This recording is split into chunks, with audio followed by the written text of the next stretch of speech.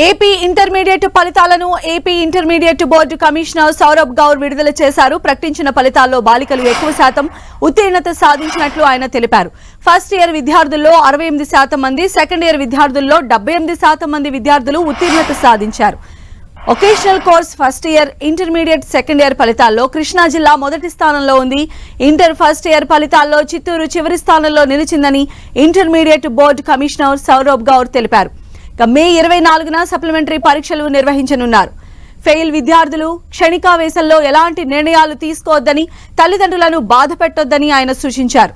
Intermediate board అధికారుల సహాయం తీసుకుని రీవాల్యుయేషన్ చేయించుకోవాలనుకున్నారు. సప్లిమెంటరీ పరీక్షతో మీకు మరో అవకాశం ఉందని, మార్కుల మెమోలో సప్లిమెంటరీ అని మెన్షన్ చేయడం లేదని తెలిపారు. ఫలితాల కోసం ఇంటర్మీడియట్ బోర్డు అధికారిక వెబ్సైట్ లో చెక్ చేసుకోవాలని తెలిపారు.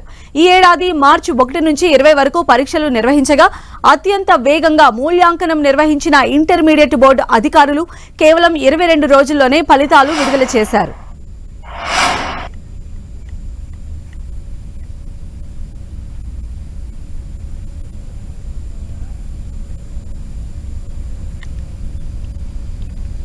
సో ఇంటర్మీడియట్ రిజల్ట్స్ వచ్చాయి. ఎప్పటిలాగానే బాలికలు పై చేయిని సాధించారు.